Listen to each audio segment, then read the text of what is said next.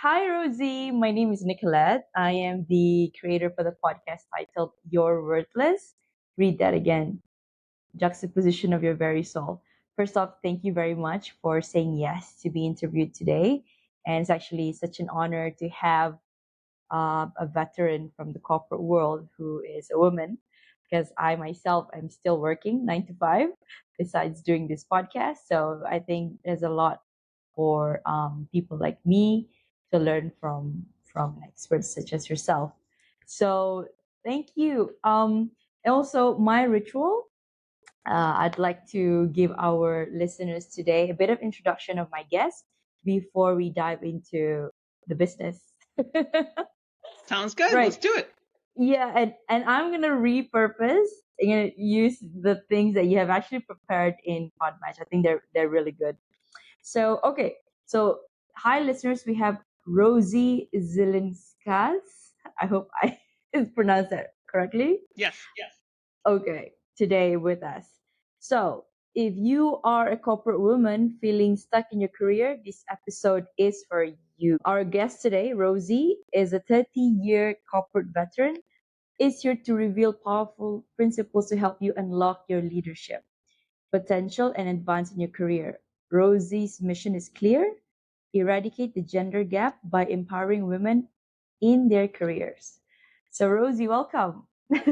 Thank you so much, Nicolette, for having me. I do have a passion to help women move up the corporate ladder, and I'm so excited to have this conversation with you.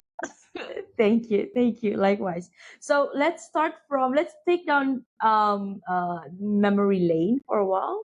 So what was it like growing up as Rosie Zilinskas? Well, there was a lot of uncertainty growing up. I had two loving parents, but I'm 100% Mexican. My parents were born and raised in Mexican. Really? Mexico. Yes, I know. I don't Wow. look Mexican. I'm very Yeah. white complected. I, Yes. This is yeah, I thought that, yeah, I don't want to offend people by saying, because you said, yeah, because one of your questions was like, how do you navigate between Mexico and United States? And I'm like, hmm. Yes, Okay. exactly. Well, so my last name is Zilinskas. It is a Lithuanian married name, so my husband is Lithuanian, but Right. my maiden name is Piña, which is pineapple in Spanish. Piña, piña Yeah. colada. Yes, That one. exactly. Okay. So my dad moved us from Mexico to the United States several times, every like 4 or 5 years while I was growing up. So there was a lot of uncertainty. There was a lot of leaving friends behind, leaving a whole culture behind. And just to give you a little glimpse of what it was growing up, the first day of high school, I had just lived in Mexico for 5 years. My dad's like, we're leaving Mexico, we're going back to the United States. And he had his business reasons for doing that. And first day of high school, I knew how to speak English because I had been in the United States when I was in kindergarten through third grade the first time around. So I knew English, but it wasn't my first language. Spanish was my first language at that time. And I walked in and everybody's like congratulating the class of 1987. And I had no idea what that meant. And then I saw a girl wearing a T-shirt, and it was a Huey Lewis and the News T-shirt, the band. And I asked her, I Okay. said, "What's Huey Lewis and the News?" And she's like, "Oh, it's a band." And then I started watching MTV because I'm like, I need Ah, to become informed. So right. there was a lot of uncertainty, a lot of fear of the unknown. Every time we moved back and forth, I would just be getting comfortable in school, and my dad's like, "Oh, we're moving back." Or, oh, we're moving back. So, Oh, right. but Right when you're what in the that, rhythm of it, and then there's another change. yes, but what Hmm. that did is it made me resilient and it made me resourceful. So the last time that I moved to Chicago, because I've been here now since I was 19 years old, I decided that I wasn't going to move anymore. So my whole family is now here. We've all kind of Settled. established ourselves in Chicago, but Right. that whole experience growing up was good because it gave me a worldview of two completely different cultures, and Right. I'm very grateful for that experience. But there were a lot of tears and a lot of fears growing up, when we were doing those transitions. Say goodbye to friends, saying goodbye to family members. So do you have family back in Mexico as well? Still? Yes, we do. Yes, we have family in Mexico still. Yes. Right. Okay. Well, interesting. Because oh, I haven't. I'm actually from Malaysia, Kuala Lumpur. So I've never been to Mexico. I would love to, and also the US. I haven't been. So okay, since you said it's different, right? How is it different? Can you share with me? This is me. This is me. Being curious. Well, living in Mexico was, I think, my foundation because I started there. I was born in Chicago, and then immediately we went to Mexico, and I was there Right. till I Okay. was 5 years old. So I didn't know English at all until I was 5. My dad decided to move to Chicago when I was in kindergarten, and they put me in this class of, English as a second language. And it was such a struggle because I knew nothing about the language. I didn't know English. But what's amazing is that within 6 months, and I had at the time, so I was 5, and I had two older sisters that were 8 and I think 11 at the time. And within 6 months, and none of us knew English. And within 6 months, we all were speaking fluent English because we were immersed. Back then, there wasn't a ton of like Spanish channels or TV or anything like that. Right. So And you we had had to. no choice. Yeah, you had no choice. Had no choice. We had to learn. But I think the difference is when I was in Mexico, the culture is just so welcoming and it's so warm, it's so inviting, and everybody's your friend. Community base, right? Yeah, Yes, that I mean that's what yes. they portray in the in television. So Yes. And then in the United States, people are more reserved. Now, granted, once mm, you're in someone's community, then they welcome you. you're But in accepted. Mexico, you don't need to know people to be like, come on over, Let's go. let's Yeah, yeah. so so I think culturally that is very different. Right. Interesting. Okay, so let's talk about your career journey. Could you share with us your 30-year career journey so far? Which industry or industries were you in previously? I have been in the property and casualty insurance industry from the moment I graduated the University of Illinois, which was back in 1980, and I just left the corporate space in September of last year. So 31-year career, all in property and casualty insurance. And Wow. I have to say the industry is amazing. It's incredible. There's a million opportunities for people that are interested in that. But one of the things that made me want to continue to pursue the next step is uh, when I was younger and I would come home and I would give my dad a report card, I would be like, "Hey, Dad, I got an A," and he's like, "Why didn't you get an A plus?" In a very good manner, like he's trying to push me. He So meant it was well. always like, Mm. yes, Yeah. yes, but at the same time, it was like, okay, I need to do more. I need to do more. I need to do better. And I realized that that's just my innate way of being. I'm an extremely motivated person, and every 3 years or so, I'm like, okay, what's next? What do I want to do? What do I want to achieve? Because I feel I have uh, maybe not necessarily mastered, but accomplished everything that I needed to accomplish in that particular job that I was in. And so that's just been my driving force, and a lot of it is my dad in my head still to this day, like, what's next? And a couple of times I get a promotion, he's like, did you ask for a raise? Or if I get a raise, why didn't you ask for Same, more? same. So It's the same yeah. here in Asia. My Yeah. dad is harp is harping at me every time. Like, okay, you've been at this position for a while. Is it taking you anywhere? But I like it here. I'm tired of moving. You Yes, sure? exactly, Yeah. exactly. Okay, so we're not so Now, different. Mm-hmm. Yeah. Now I've only worked for two major companies. The first time I was there for 12 years and I left because Wow. they closed the company. They dissolved it. And then I thought to myself, okay, I'm going to go to another job, and there's no way I'm going to be there more than 12 years. I ended up being there 19 years.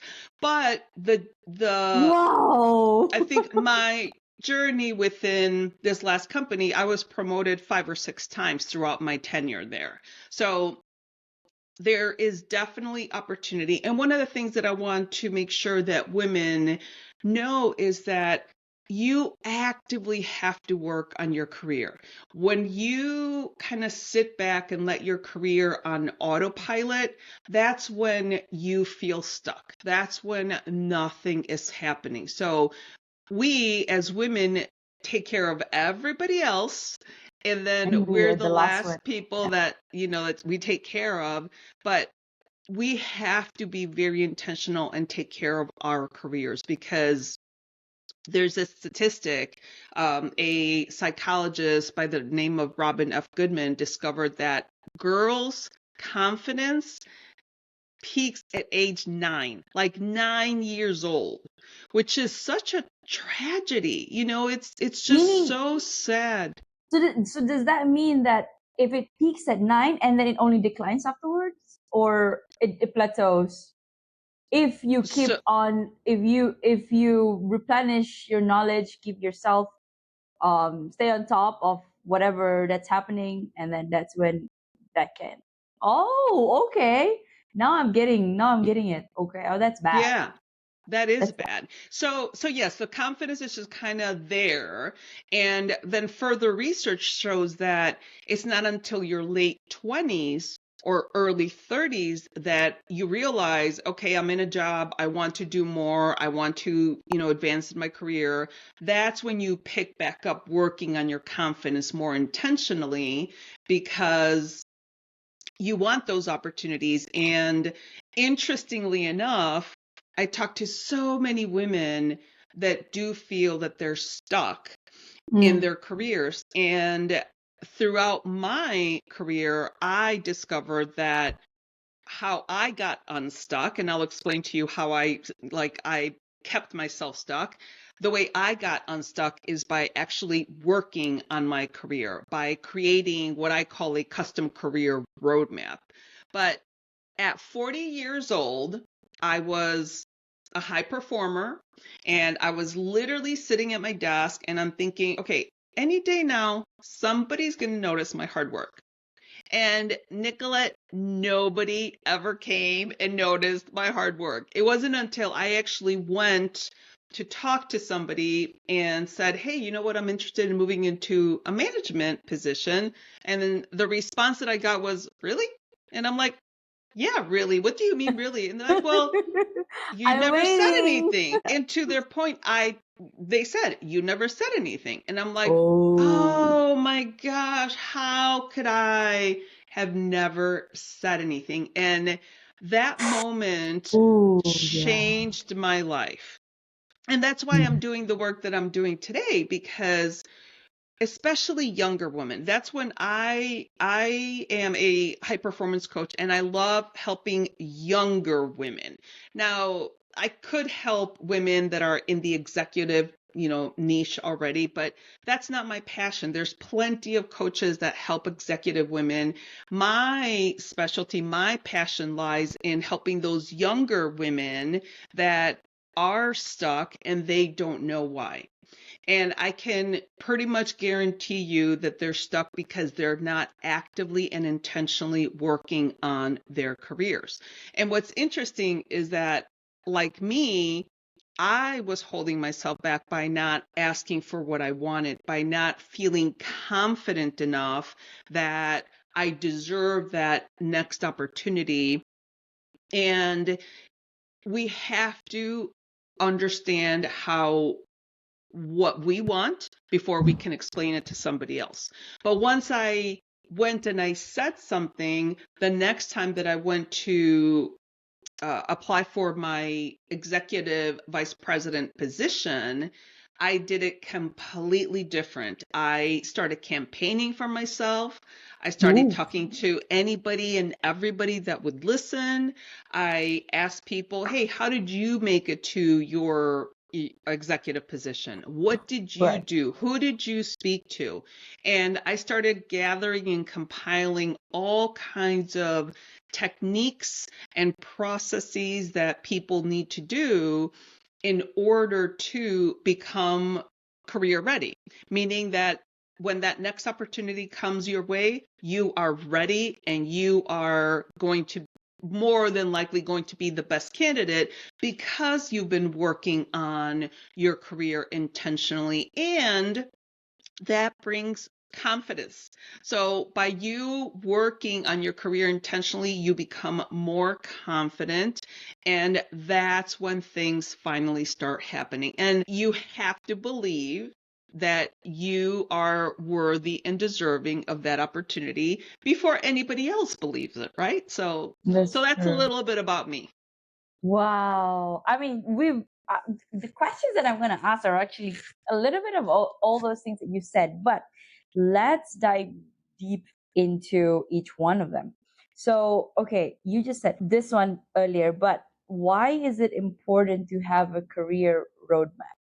And how would it differ between a man and a woman? Well, okay. So men automatically, just by being men, by being white, we know that they have already more opportunities than women, right?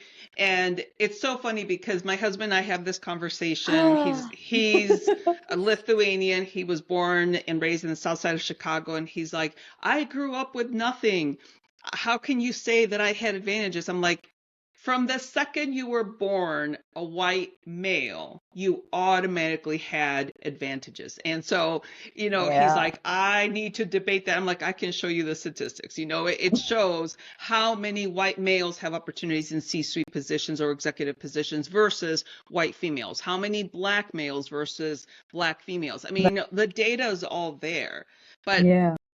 I digress. So the the men a lot of times will give each other those opportunities at sporting events or on the golf course or in the back office, where women don't always have those same conversations. I think men are better at helping each other, supporting each other. And there's this interesting quote by the former United States Secretary of State. She's now passed away, but her name is Madeleine Albright. And her quote, and it cracks me up every time, she says, there's a special place in hell for women that don't support other women. The women. Because I there's a agree. lot Yeah. of that competition, and we need to become more collaborative. So the Yeah. way women can work on their career is by that career roadmap. And some of the things that are in the career roadmap is like creating a story vault. So, and what that is you answer maybe 25 to 30 behavioral interview questions. You select the top 5 to 7 accomplishments, and you turn them into a story. So with the problem, you outline the consequence of that problem and how you helped. And those 5 to 7 stories become your story vault, and that's what you take to an interview. That's what you take to a conversation. So that's one of the ways that you can start building your custom career roadmap. Another thing would be to take some time and reflect on, are you in the right job? Are you in the job that lights you up, that allows you to feel like you're contributing to the world, that you Mm, actually make a difference? That kind of goes along mm, with your core values. Are your core values in line with the company's core values? That's another thing. You want to make sure that you're working with a company that you feel aligns with your core values. So I'll pause there because I know I've said a lot, but it is very important for, number one, women to support other women. And then the second thing is for women to intentionally work on those different pieces to the puzzle to gain that confidence to continue to advance. Woo. Okay. Thank you for that. What are the blind spots that people overlook in their career? Okay, so I'm going to share this statistic up. I'm sure a lot of your audience have heard this already, but this statistic that I'm going to share with you changed my life. And every time that I go and I do a talk or a presentation, there's always only a handful of participants that know of this. And so Hewlett Packard did a research project many years ago, and they discovered that from their own staff, men would apply for job openings having 50% of the skills. And so you're laughing, so I'm sure you've heard of it, but women apply till, do you know the statistic? I don't know, but somewhere along the lines of 90 or 200% 100%. even. Yeah. 100% of the skills. And actually what you just said is also impactful, because the 200% could be a woman that continues to get certification after certification or degree after Right. degree because they want to continue to prove themselves, but that's not what they need to be doing.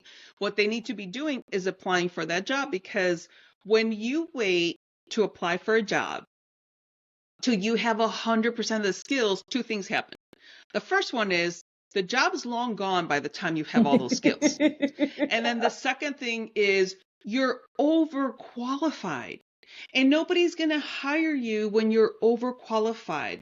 So one of the blind spots is not feeling that you're deserving and worthy, and you're looking at the job description and you're thinking, oh my goodness, there's no way I could do that job because I don't have 3 of the 10 job characteristic descriptors. And so you just don't apply. And the blind spot is that you're discounting yourself. So I always tell my clients and my audience, if you're interested in the job, even remotely, if you have half of the skills or even 30% of the skills, apply for the job anyway, because you never know if you might be the most qualified candidate. And let someone else make the decision. Don't decide for yourself that you are not going to take the job. I think most people know that they have to have at least 2/3 of the job descriptors to apply for that position. But the biggest thing is, if you're interested in a job, apply for it anyway. It's not going to hurt anything. Yeah, and I think with us, with women, I mean it's the same for men as well, but generally we fear rejection because it's, again, if already you're discounting yourself for not applying for the job, you still applied anyway, but in the back of your head you said, I'm not gonna make it. And then true enough, you're like your self, it's a self-fulfilling prophecy, Yes. right? It's a Yes. projection, like, okay, I know I don't have maybe 2 out of the 10 characteristic they're looking for, but I'm still gonna apply anyway. But I believe it's like I've defeated myself by not believing. So I think that's what I've been trying, and I also struggle with that more before, but now I've learned to be more aware when I catch it. I try to catch myself when I think of it that way. So, and also the reason why I started my podcast, it's about self-worth. It's about imposter syndrome. It's about all these things that as a millennial, Yes. I do. Yeah, I mean, every generation has its own challenges, and I wouldn't say that we had it good. And I think the Gen Zers also, they have issues of their own as well. So yeah, I love the conversations like this. And I think what you do and what I think, yeah, I hope my podcast will help people as well in the same sense. And I know you have a podcast too. I do. So my podcast and my business are called No Woman Left Behind, because I wholeheartedly believe that we have to support each other. Yes. And, so I went to the University of Illinois in Urbana-Champaign, and in the quad, there's a beautiful statue of a woman with her arms kind of wide open, and there's a placard on the alma mater, and it says, "To thy happy children of the future, those of the past send greetings." And Oh, that resonates with me so much because I know I'm not going to be famous. I don't want to be famous, but I do want to help. And I know mm, that I want to help support women. That's my passion. And even I'll go further, younger women that are feeling like they're stuck in their careers and they don't know what to do or how to get to that next level. So once you know the type of job that you're interested in, then I can help those women advance up the corporate ladder. There's also women that come to me. As a matter of fact, yesterday, a woman came to me and we had a strategy call, and she's like, I don't know what I want to do. I want to, maybe be in legal, maybe in HR. And I'm like, you know what? I'm not your person because I don't specialize in career transitions, but I have a career transition coach. So I referred her to one of my friends. But I know what I'm good at. I know what my specialty is, and I don't feel like there's that competition with other career coaches. We are here to collectively push, and you included. We're all women. I feel that this is an amazing time in history for us to be living because we are helping push collectively. And actually, I was going to tell you, I think your prior guest, Rachel Levine or Rachel Lavin, yeah, she yeah. was awesome because she talked Oh, about, and she does not use body positivity. So I did learn that. But she also talked about taking care of our younger girls and helping mm. them be confident. And I thought I loved that because that was so empowering. And if there's any parents that are listening out there, and if you have young girls, it is so critical for you to listen to Mindset by Carol Dweck, because Oh, okay. I know Yeah, you talk yeah. about, mindset, but that book literally gives you the formula on how to talk to your daughters so that Mm. they're not so that they don't equate their physicality with their As their worth. worth. Yeah. Mm. So, and obviously the work that you're doing, and I love the name of your podcast. When I first saw it, you're worthless. I'm like, what do you mean you're worthless? Like, what is going on here? But I And you're read, getting that reaction from my guest. yes, yes, I loved it. And to your point, we have to work on ourselves to upskill our worth. And that's why one of my principles in the presentations that I talk about is you are deserving and worthy. But you have to believe that. You have to embody that. And Mm. it goes along with your mindset, being proud of your body just as it is, like Rachel said, and then being intentional in your career. It kind of all works together. Oh, you said it beautifully, Rosie. Thank you. Okay, you said this as well. What is the promotion readiness checklist?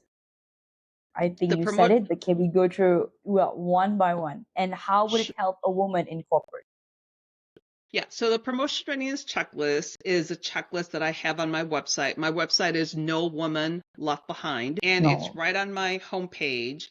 And it's a checklist of like 10 questions, and it's yes, no questions. It'll take you like maybe 3 to 5 minutes to even answer it, if that.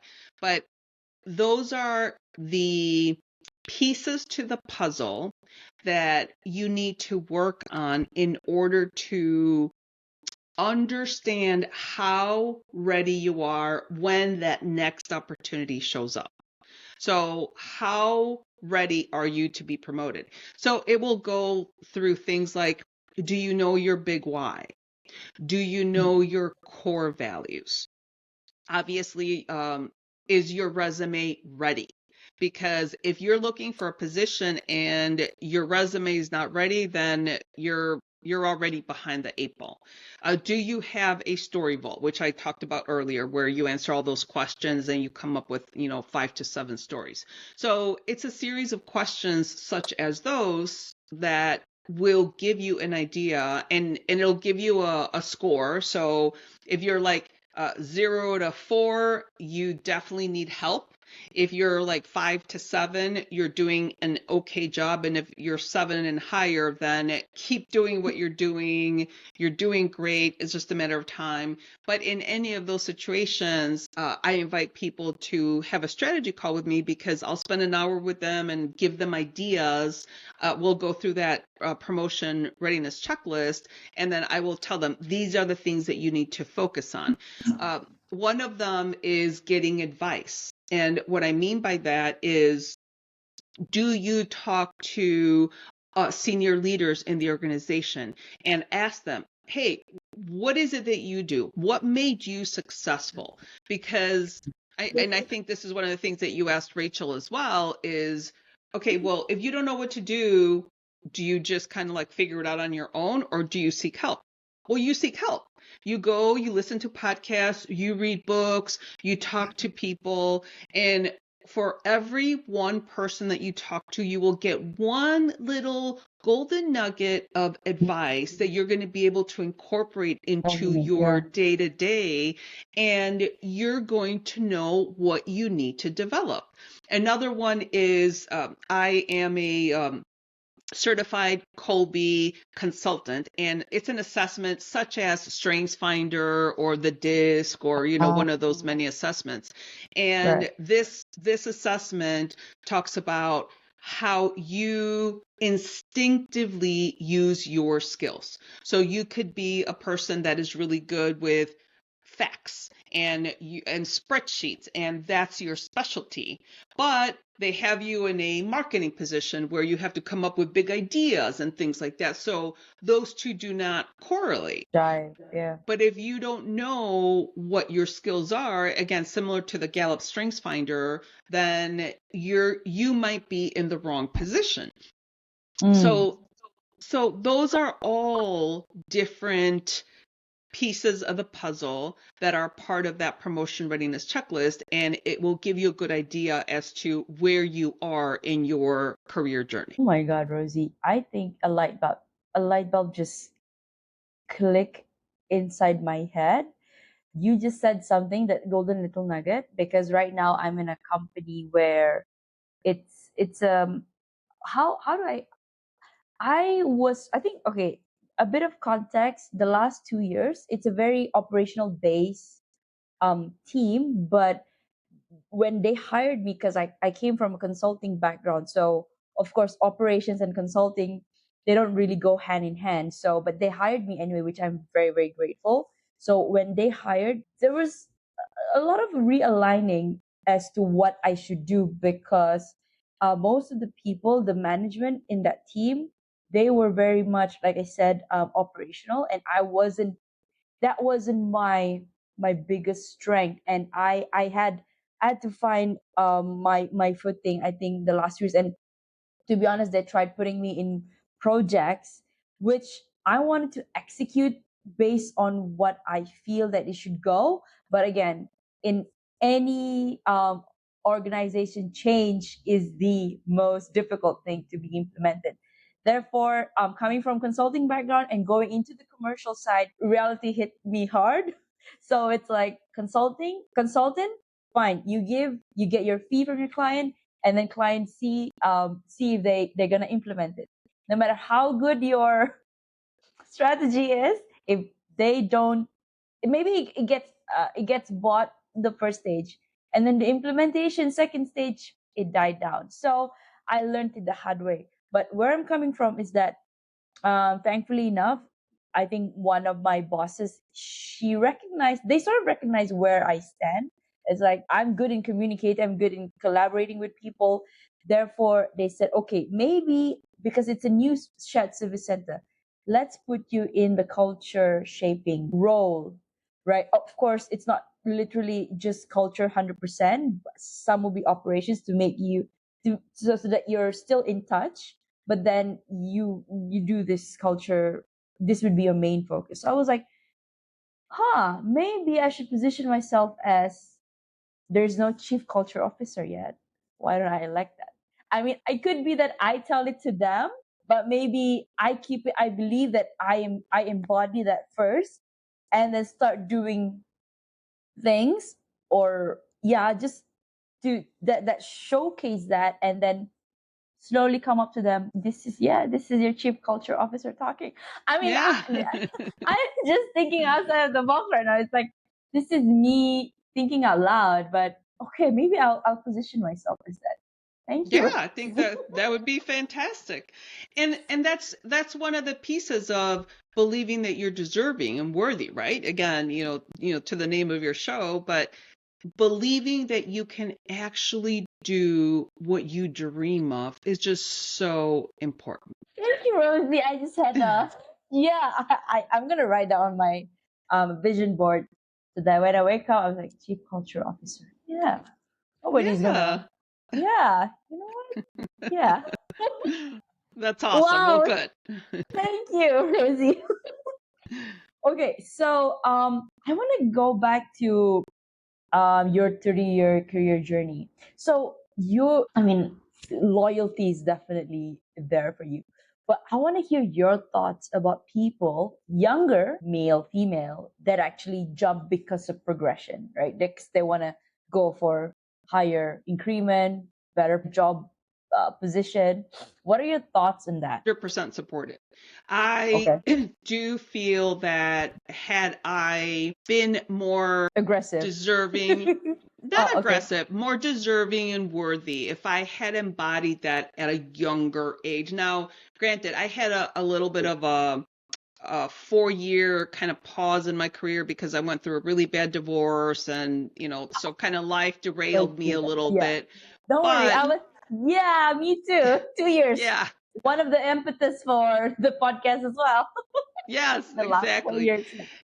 And so I kind of, when I looked at my career, and again at 40, I still wasn't a manager. I'm like, okay, what is going on here? But it was me holding myself back. And that's another thing that I talk about all the time. Women hold themselves back by staying comfortable and staying in a career or in a job longer than they should, whether it's a job within the same company or a different company. But we're staying in jobs longer than we should because we're comfortable, because we don't want to start over again. And that's a fallacy, because there's plenty of people that restart careers after being, in a company 10, 15 years, and they're perfectly happy. So the fact that people are seeking better opportunities, and a lot of it is that they're not happy with the development of themselves within the company. A lot of companies are so busy, they're so reactive instead of being proactive and really taking care of their employees by allowing personal developing, allowing that time to be creative. We're so Ooh. in the trenches, and companies are doing themselves a disservice by not giving women leadership courses to women so that they understand how to position themselves as the company that people want to go work at. And Mm. so if the company is not providing you what you need for your personal needs, then it's perfectly okay to leave that company and go to another company that will, because there are plenty of corporations, both big and small, that do want to do right by their people. They want to take care of their employees. And the biggest thing I think is companies are now starting to embrace the human being, not just the employee. It's because people come to work with their problems and their situations and whatever, and you can't expect them to come into work and just be like, To okay, leave that 8 to 5, baggage. yes, yeah. Yeah, yeah. So there has to be a sense of empathy from the company and say, you know what, we'll support you, we'll help you. We have HR, we have employee resource groups, we have, whatever the therapy that they offer, within the organization, things like that. But to answer your question, if someone is looking to continue to advance in their career, they should be going to and looking for that next opportunity every 3 to 5 years. At 3 years, you kind of start wondering, you start looking, you start taking action, and within that next couple of years, something should be happening. As long as you're taking action, something will happen as a result of that action that you're taking. Wow. And I just want to say also to you, thank you for being candid with your story, because you were being very transparent that at age 40 you weren't at a management role yet. To see from that time to now that you have your own coaching program. I have friends, colleagues who are maybe almost reaching that, but yeah, I mean, I don't know, maybe I'm putting words into their mouth, but what I can see is that they're just they're just grinding, and I think they're waiting for that promotion as well, because I think in most organization, commercial especially, instead of consulting, somebody has to leave that position vacant first before somebody can go up. It's different Mm-hmm. with consulting. You, as long as you reach your performance evaluation, you go up the rank. And that's why it's coming from that background. I To be honest, if I had stayed in that industry, I would have been maybe a senior, close to being a director now. But right now, I am still at a managerial level, and to be honest, I enjoy, because the reason why I left is because of the long hours as well, burnout. But I am more fulfilled at this point.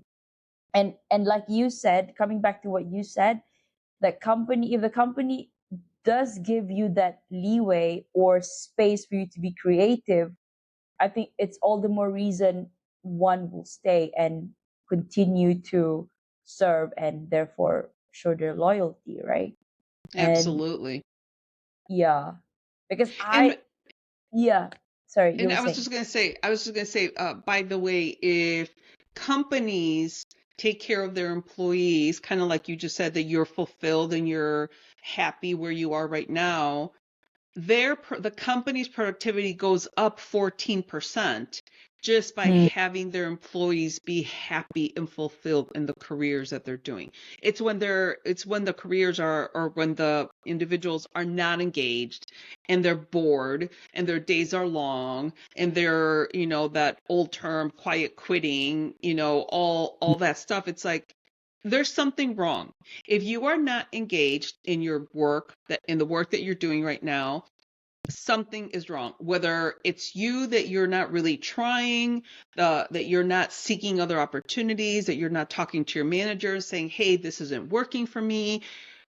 You shouldn't be working 8 or 10 hours a day in a job that you hate, or in a job that you're just barely making it through the day, or Monday or Sunday comes around and you have the Monday blues because you Dreaded. don't want to go to Uh-huh. work the next day. So life can be so much better and it's so much bigger and life has so much to offer.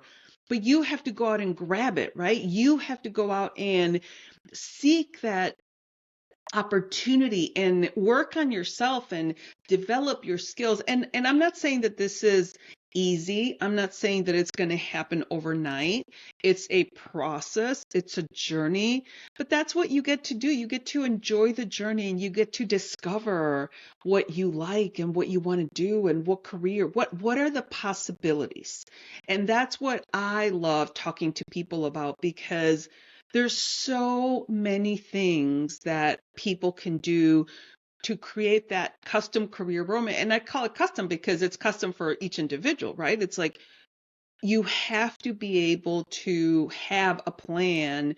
I work on this activity. I call it the clarity chart, and it's 9 questions in nine words in 3 different categories that we go through.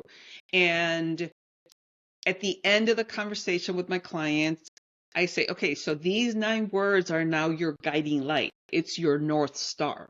And so these 9 words are the 9 words that you go to, and it's how you want your best self to be.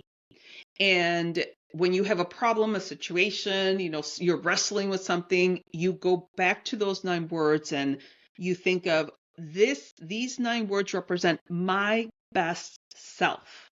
And that's what you use as your guiding light, as your North Star. But you have to, it's a self-discovery process. So, Ooh.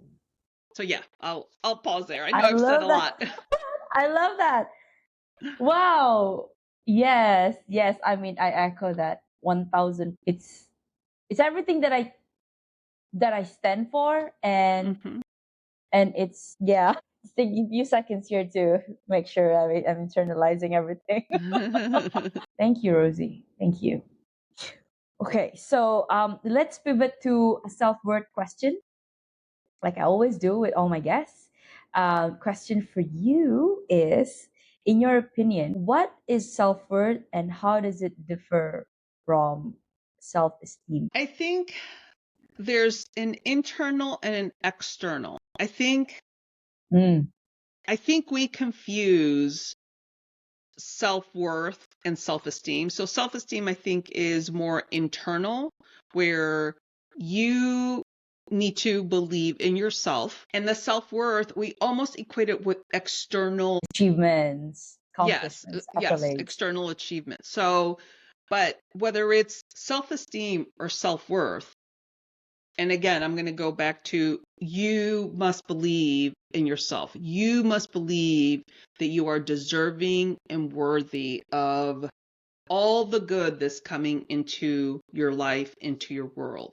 So self-worth is trusting yourself, knowing that not all the thoughts in your head are true, because Mm, we yeah. we as human beings, especially women, we're so mean to ourselves, right? Oh, And yes. so all the negative talk, you need to be able to separate what's real and what's just chatter in your head.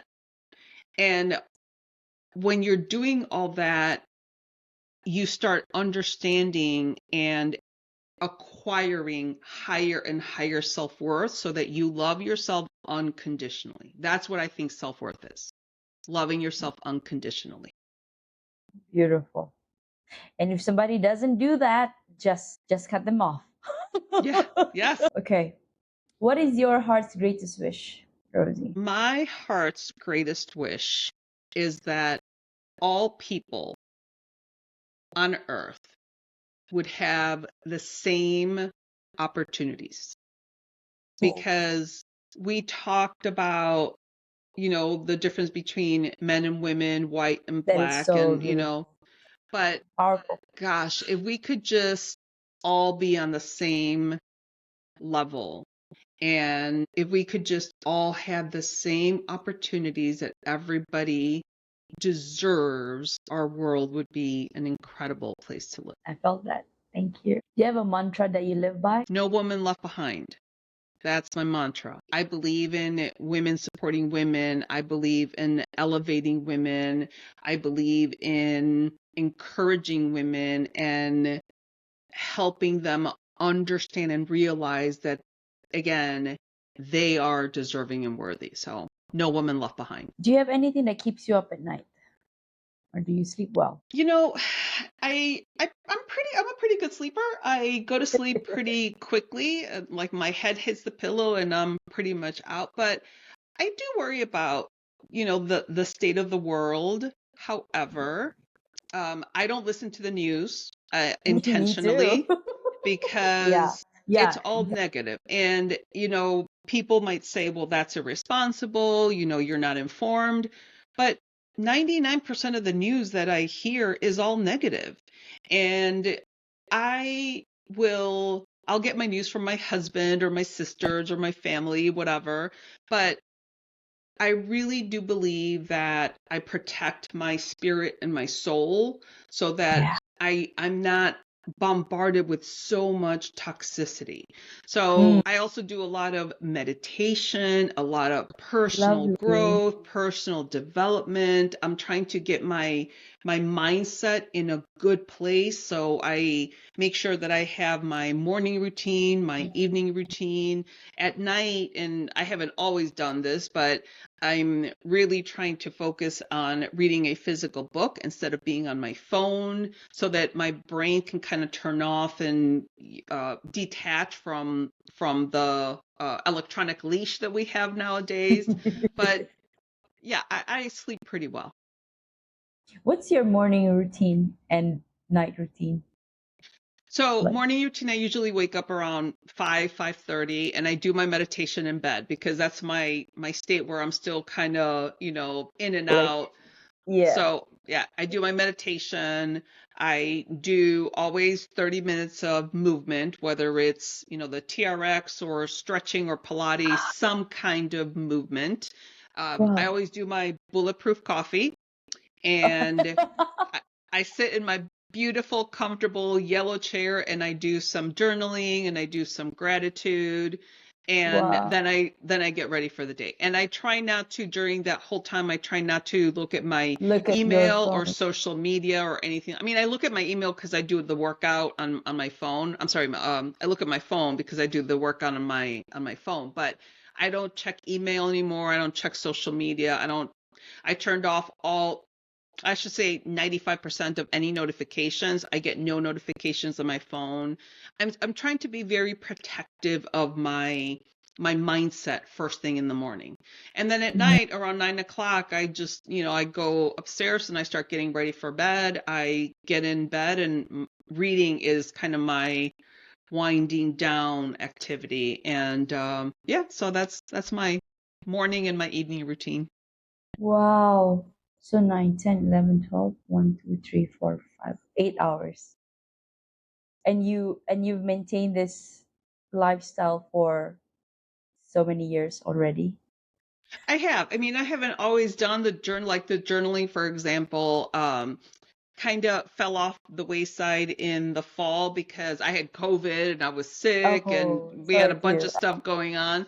But, I really value the journaling because it's very healing and soothing, and you get all the chatter in your head out and onto paper, and it's very, yeah, healing.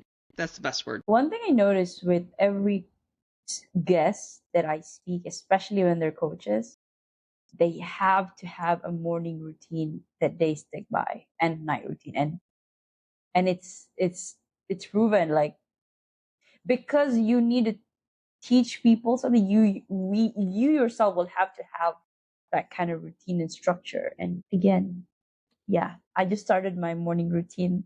I incorporated at least 20 minutes of yoga.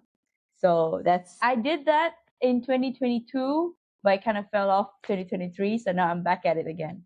Yeah, Also, I love one thing, yoga. like being kind to myself, not beating myself just because I miss it for a year, right? Because I have that tendency to, why Absolutely. didn't you? You know it's good, Yes. but yeah. Yep. Again, women, Yes. or I don't know, is it people in general or just women? We're just so hard on ourselves. I think women are definitely harder on ourselves, but men also have insecurities and fears and things like that Yeah. as well. So yeah. That's gonna be another episode for that. Yeah. Okay. Last question, Rosie. I think you're gonna say the same quote, but let's see. If you could create a quote right now for you to leave to the audience listening and the world as your legacy, what would it be? Support and empower women that are younger than yourself. That would be my quote, because we need to help those younger women coming up behind us, those younger girls, family members, neighbors. So we really need to support and empower those younger women coming up behind us. Thank you so much. I think that wraps up our interview beautifully. I love the work that you do, Rosie. And I haven't listened to your podcast. I just found out about it today, but I will be. And if there are people who want to be connected to you, what do they need to do? Do they go The to your website? easiest, yeah, the easiest thing for them to do is to go to my website, which is nowomanleftbehind.com. And that's WOMAN. No Woman Left Behind. Right. And I don't know if I ask you, which part of the US are you in? I'm in Chicago. Chicago. Okay, okay. Because you graduated, so you stayed there. Yes. Okay. Yeah. All right, perfect. Thank you so much, Rosie, for your time. I enjoyed our conversation. It felt like I had I prepared like, I mean, the questions that I had was like kind of just touching the surface, and I think there's so much to it. And maybe in the near future, I'll call you up for another episode, perhaps. Absolutely. I would love to. Yes, absolutely. Thank you Okay. so much for your time, Nicolette. I think this is a great conversation, and we need to continue to have these kinds of conversations for women so that, again, no woman is left behind. Yeah, yeah. I mean, no matter. I mean, it's not. We're not touching the deep end, but at least we're starting, right? And continue. Snowball effect. Thank you Exactly. so much, Rosie, for your time. I appreciate you, and let's stay in touch. Sounds wonderful. Thank you. Thank you. You have a great day. Thank you. Okay, bye bye.